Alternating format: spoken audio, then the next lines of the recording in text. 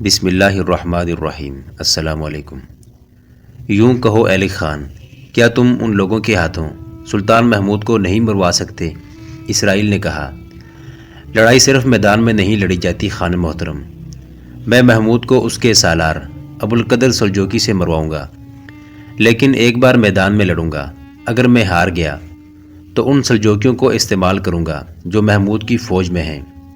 شراب کا دور چل رہا تھا، شراب بڑی خوبصورت عورتیں پیش کر رہی تھیں۔ اہل خان کے پاس 3-4 جوان لڑکیاں بیٹھی تھیں، وہ بخارا کے قدرتی حسن کا شاہکار تھیں۔ اسرائیل ان سے زیادہ نہیں تو انہی جیسا خوبرو تھا، اور مردانہ جاہ و جلال کا بڑا خوبصورت اور مضبوط مجسمہ۔ میں اپنے آپ کو غزنی کے تخت پر بیٹھا ہوا دیکھا کرتا ہوں، اسرائیل سلجوقی نے شراب کا جام لہرا کر کہا۔ اس میں شراب کا نشہ بھی تھا، طاقت کا بھی۔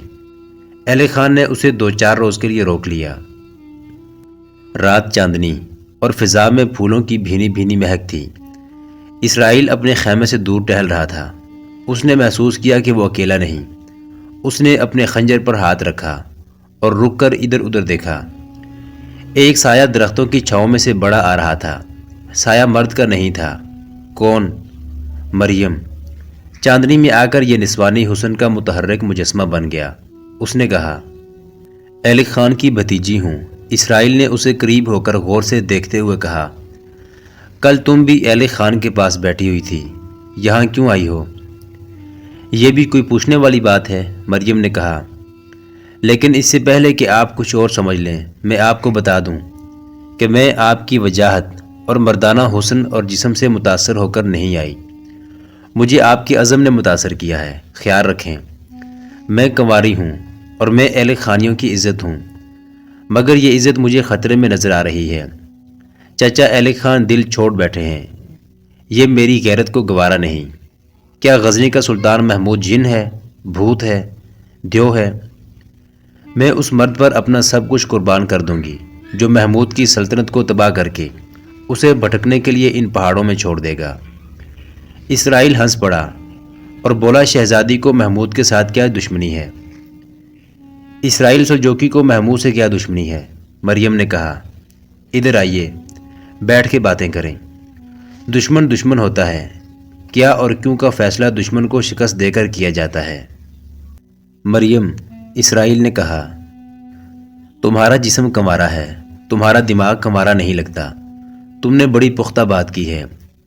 وہ درختوں کے نیچے جا کر بیٹھ گئے اور تھوڑی دیر بعد ہی ان کے ہاتھ ایک دوسرے کے ہاتھوں میں الجھ گئے۔ پھر وہ ایک سایہ بن گئے اور اسرائیل نے سرگوشی کی، اہل خان سے بات کروں؟ وہ نہ مانے تو میں خود آ جاؤں گی۔ مریم کی سرگوشی سنائی دی، میں ہمیشہ کے لیے تمہاری ہوں اسرائیل۔ میں ایسے ہی ایک مرد کے انتظار میں تھی جس کے ارادوں کو میرا عزم گلے لگا سکے۔ سلطان محمود کو ختم کرنے کے لیے مجھے جس طرح بھی استعمال کرنا چاہو گے، مجھے تیار پاؤ گے۔ وہ چلی گئی۔ اسرائیل وہاں 3 راتیں رہا۔ تینوں راتیں مریم اسے وہاں ملی جہاں پہلی رات ملی تھی۔ آخری رات اس کے خاندان کی ایک اور شہزادی امبرین بھی، جو اس کی ہم عمر تھی، اس کے ساتھ تھی۔ مریم اسرائیل کے پاس گئی تو امبرین دور کھڑی رہی تھی۔ پھر اسرائیل چلا گیا۔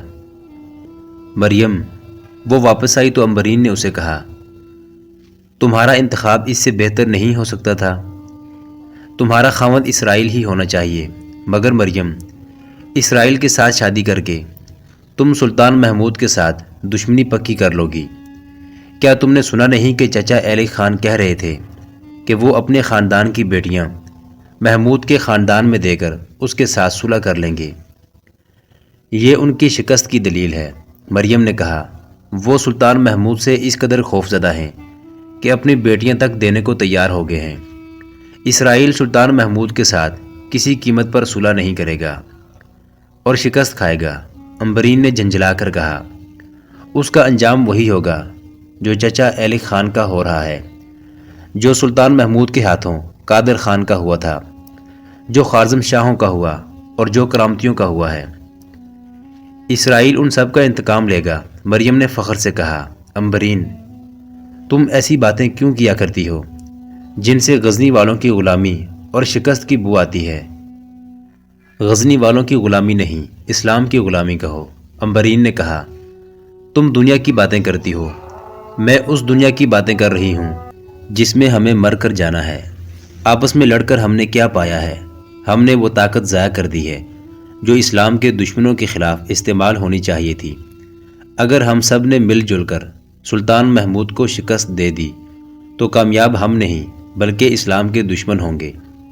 مریم ہنس پڑی، اس کی ہنسی میں طنز تھا۔ اس نے کہا، تم اسلام کی رٹ لگاتی مر جاؤ گی اور میں سلطنت غزنی کی ملکہ ہوں گی۔ تم کسی بوڑھے سالار کی بیوی بنو گی، لیکن نہیں، میں ایسا نہیں ہونے دوں گی۔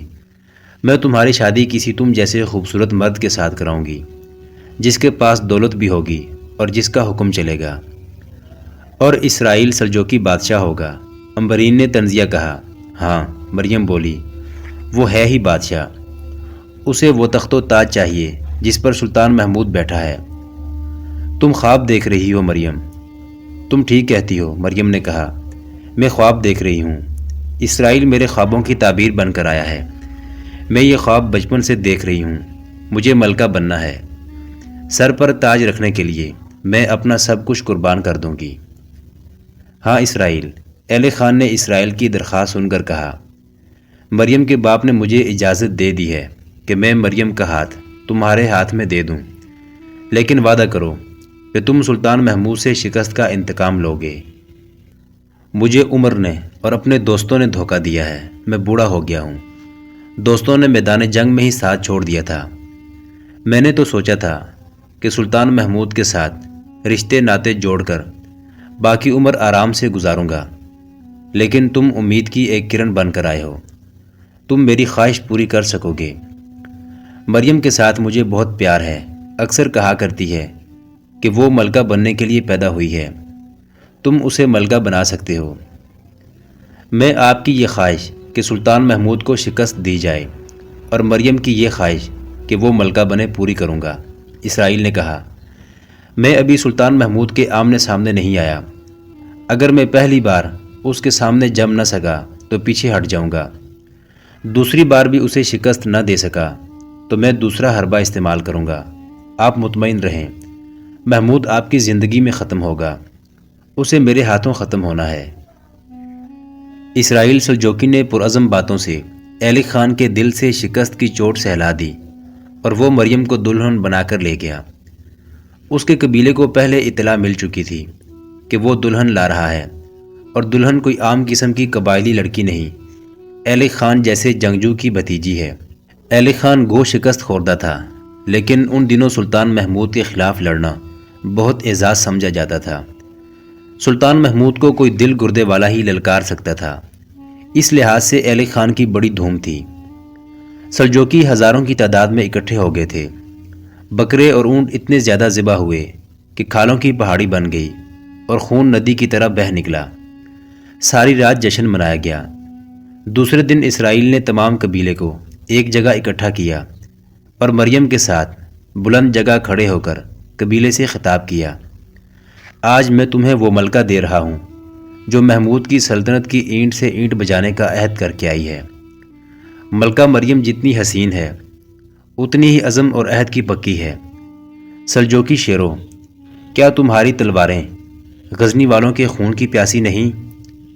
قبیلے نے اتنے گرجدار نعرے لگائے کہ پہاڑ کانپنے لگے۔ ہندوستان کا لٹیرا آج ہمیں آنکھیں دکھا رہا ہے۔ عہد کرو کہ محمود کو ہمیشہ کی نیند سلا کر سوئیں گے۔ اب ہماری منزل غزنی ہوگی۔ مت بھولو کہ ہمارا کوئی ملک نہیں، زمین کا کوئی ایسا ٹکڑا نہیں جسے سلجوقی اپنا وطن کہہ سکیں۔ ہم جنگلی جانوروں کی طرح پہاڑوں اور وادیوں میں بھٹکتے پھرتے ہیں۔ ہم کمزور نہیں، ہم ایک طاقت ہیں، ہم ایک فوج ہیں، ہم ایک قوم ہیں۔ ہماری طاقت دوسرے استعمال کر رہے ہیں۔ ہم بکھرنا شروع ہو گئے ہیں۔ کئی سلجوقی غزنی کی فوج میں شامل ہو گئے ہیں۔ سلطان محمود نے انہیں ہندوستان سے لوٹی ہوئی دولت سے خرید لیا ہے۔ وہ اسلام کے نام پر سب کو دھوکہ دے رہا ہے۔ اسلام کے پاسبان ہم ہیں، لیکن ہم پہلے سلجوقی، اس کے بعد مسلمان ہیں۔ محمود اسلام کا سب سے بڑا دشمن ہے۔ وہ اپنے آپ کو بت شکن کہلاتا ہے، لیکن حقیقت یہ ہے کہ اس نے اپنے آپ کو ایک بت بنا لیا ہے اور ہم سب سے اپنے آگے سجدے کرانا چاہتا ہے۔ ہم خدا کے سوا کسی کے آگے نہیں جھکیں گے۔ تلواریں تیز کر لو، ترکشیں تیروں سے بھر لو، تیار ہو جاؤ، ہمارا اگلا جشن فتح کا ہوگا۔ اسی روز پہاڑی علاقے میں گہما گہمی شروع ہو گئی۔ پھینکنے والی برچھیاں تیار ہونے لگیں، کمانیں اور تیر تیار ہونے لگے۔ دور دور سے سلجوکیوں کو اکٹھا کیا جانے لگا، اور 1 مہینے کے قلیل عرصے میں ایک لشکر تیار ہو گیا۔ اسرائیل سلجوکی نے ایلک خان کی بھی کچھ فوج لے لی، اور اس فوج کے ساتھ ایلک خان کا بیٹا احمد توغان خان کمانڈر بن کے آیا۔ غزنی کی فوج میں ارباب خان سلجوکی ایک جیش کا عہدے دار تھا۔ ایک روز اس کا باپ اسے ملنے آیا۔ ملنے کا مقصد صرف باپ بیٹے کی ملاقات نہیں تھی، بلکہ باپ اپنے بیٹے کو بتانے آیا تھا کہ سلجوکی سلطان محمود کے خلاف لڑنے کی تیاریاں کر رہے ہیں، اور سلجوکی درویشوں نے فتویٰ دیا ہے کہ جو سلجوکی غزنی کی فوج میں ہیں وہ واپس اپنے قبیلے میں آ جائیں، ورنہ وہ کافروں کی موت مریں گے اور ان کی لاشیں گدھ اور کتے کھائیں گے۔ ارباب خان نے اپنے باپ سے سلجوکیوں کی تیاریوں کی تفصیل سنی اور باہر نکل گیا۔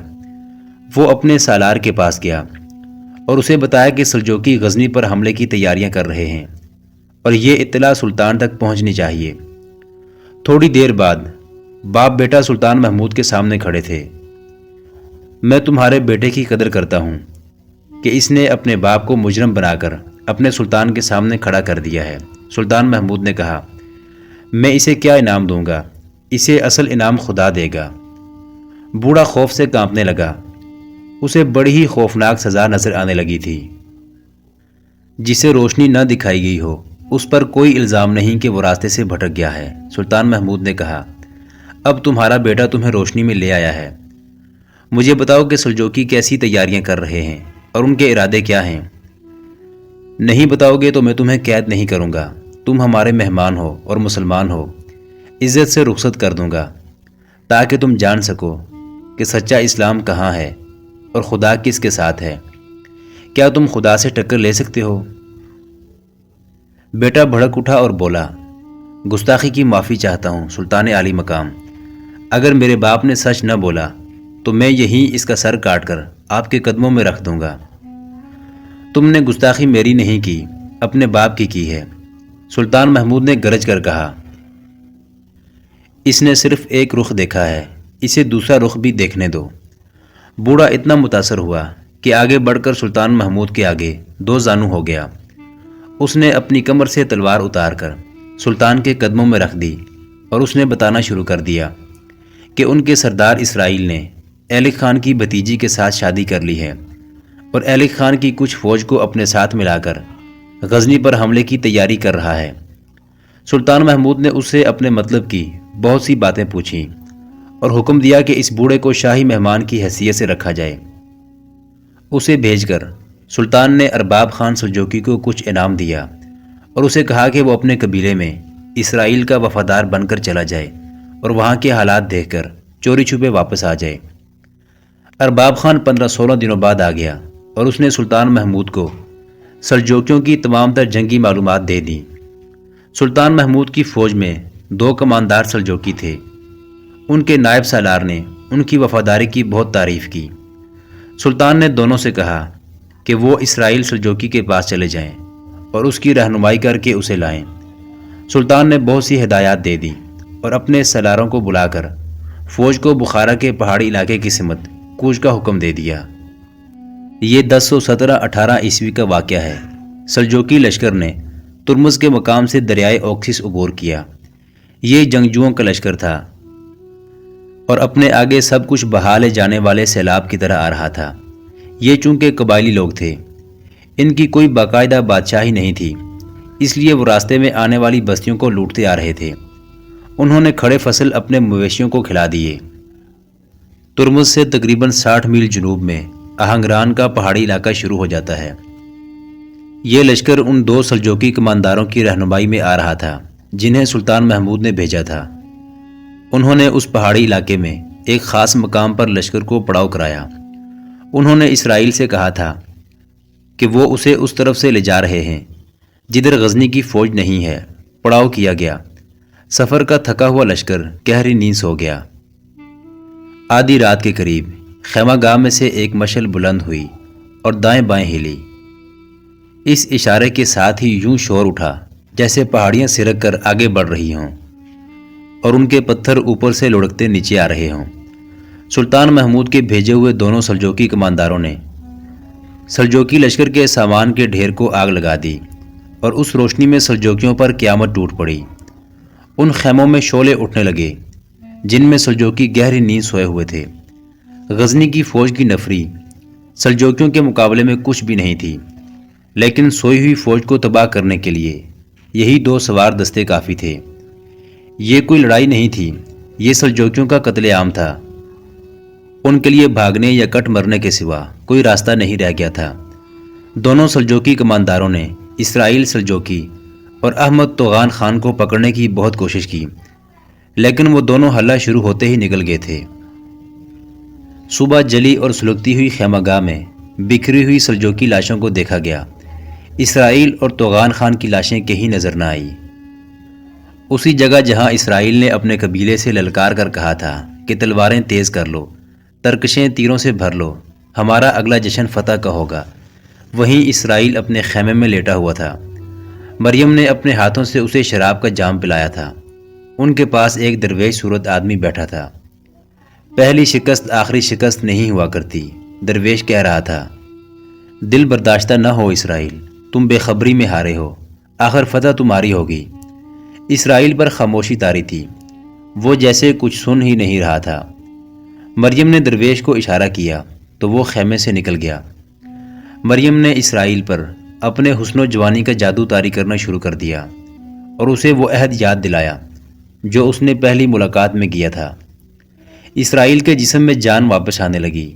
3-4 روز بعد جب اسرائیل اپنے قبیلے کو از سر نو منظم کر رہا تھا، اسے اطلاع ملی کہ ایلک خان مر گیا ہے، اور اس نے مرتے وقت کہا ہے کہ اسرائیل سے کہنا کہ تم نے وعدہ کیا تھا کہ میری زندگی میں سلطان محمود کو ختم کر دو گے، لیکن تمہاری پسپائی کی تفصیل سن کر مجھے اتنا صدمہ ہوا ہے جو میں اس عمر میں برداشت نہیں کر سکا۔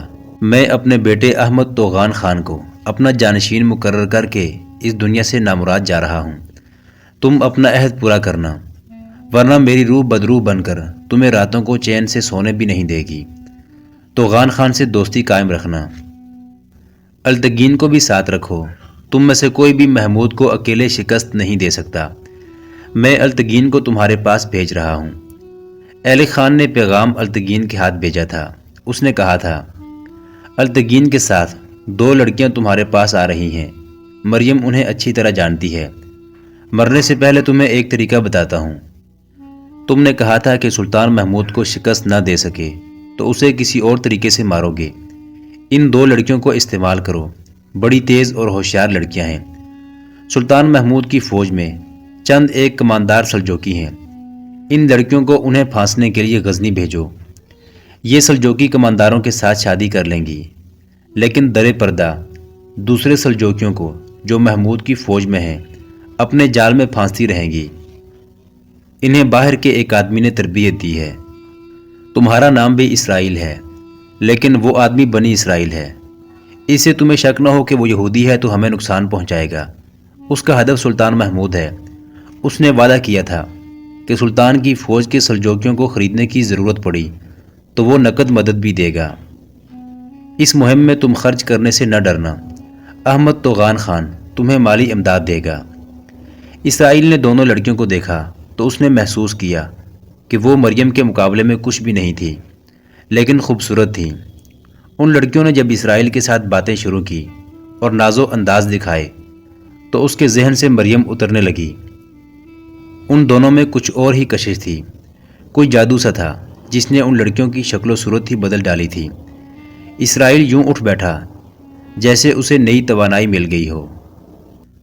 ڈوبنے والے تنکوں کے سہارے ڈھونڈا کرتے ہیں، میدان میں شکست کھانے والے زیر زمین چلے جاتے اور سانپ بن جایا کرتے ہیں۔ بڑے بڑے جری مرد جنہیں کوئی بھی زیر نہ کر سکا کسی حسین و جمیل عورت یا سانپ کے ڈنگ سے مرے ہیں۔ عورت نے بادشاہوں کو ٹکرایا ہے، اور عورت نے اپنا آپ قربان کر کے بادشاہی کی گرتی ہوئی عمارت کو تھاما اور استحکام بھی بخشا ہے۔ جہاں یہودیوں کی تربیت یافتہ 2 مسلمان لڑکیاں سلطان محمود کے قتل کے لیے آئی تھیں۔ وہاں مریم بھی تھی جو بیداری میں ملکہ بننے کے خواب دیکھا کرتی تھی، اور وہاں ایک امبرین بھی تھی جو ایلے خان کے خاندان کی ہی بیٹی تھی۔ وہ اس ماحول کی پروردہ تھی جس میں سلطان محمود غزنی کا نام حقارت سے لیا جاتا تھا، اور جس میں غزنی کی سلطنت کی جڑیں کاٹنے کے منصوبے بنتے رہتے تھے۔ مگر سلطان محمود کی نفرت اس کے لیے عقیدت بن گئی تھی۔ اس نے مریم سے بھی کہا تھا کہ وہ سلطان محمود سے نہیں، اسلام سے نفرت کا اظہار کر رہی ہے۔ اب یہ 2 لڑکیاں ان کے سامنے اسرائیل سلجوقی کی طرف بھیجی گئی تھیں۔ وہ ان لڑکیوں کو اچھی طرح جانتی پہچانتی تھی، لیکن اسے معلوم نہ تھا کہ ایک اجنبی صورت آدمی انہیں کمرے میں لے جا کر کیا پڑھاتا اور بند کمرے میں کیا ہوتا ہے۔ امبرین نے ان سے پوچھا تو انہوں نے بتایا تھا کہ وہ ان کا اتالیق ہے۔ امبرین کو افسوس سا ہوا کہ اسے اتالیق کی شاگردی میں کیوں نہیں بٹھایا جاتا ہے۔ اسے وجہ معلوم تھی، اس کے خیالات کچھ اور تھے، بات کچھ اور کرتی تھی۔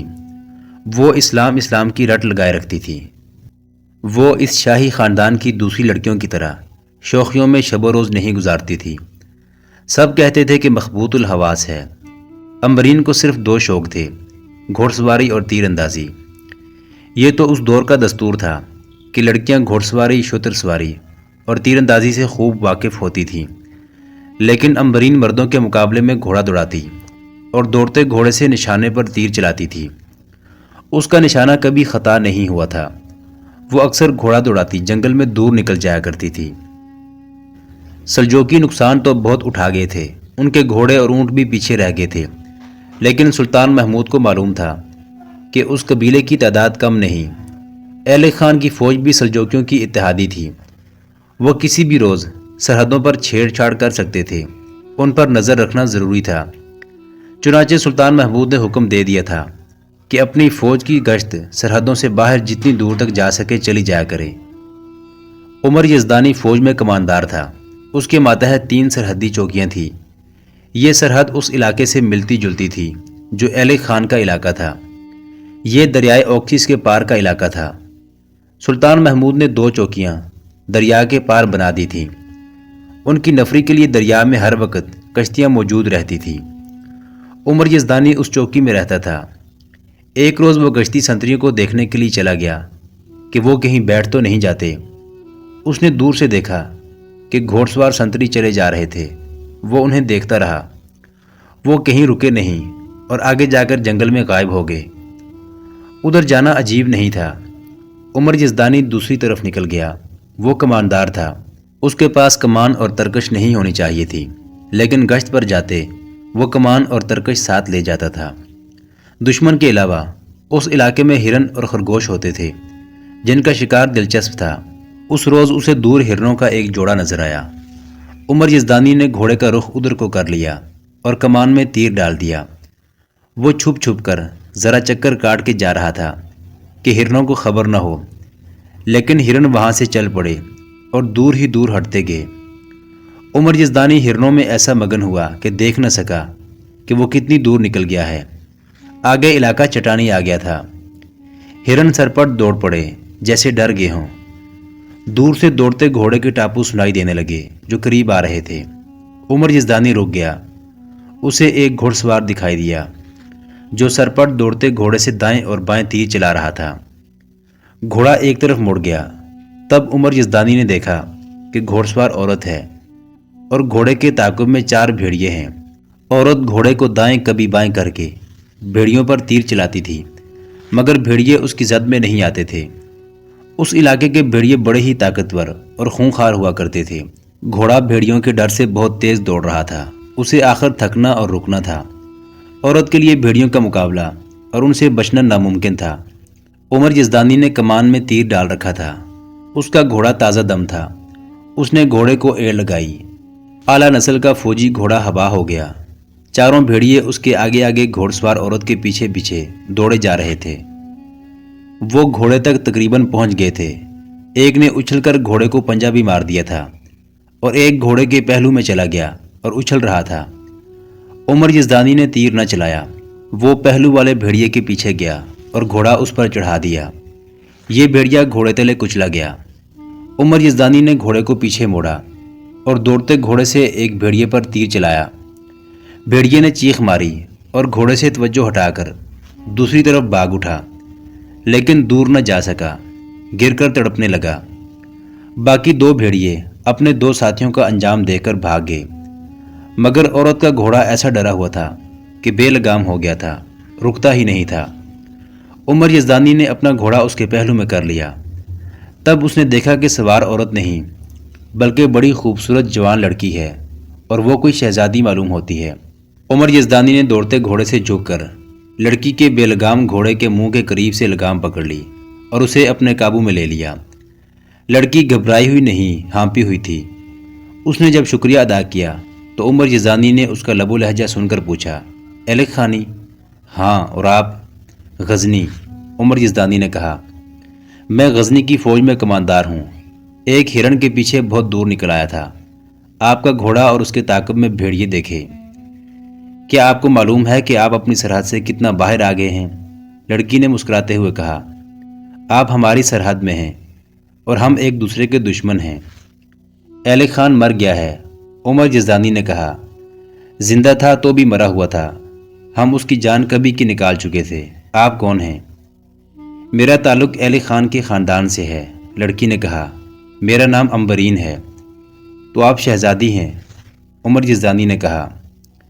फिर आपने ठीक कहा है कि हम एक दूसरे के दुश्मन हैं। अच्छा नहीं लगता कि मैं एक औरत के साथ तंज़िया या धमकी आमेज़ बातें करूं।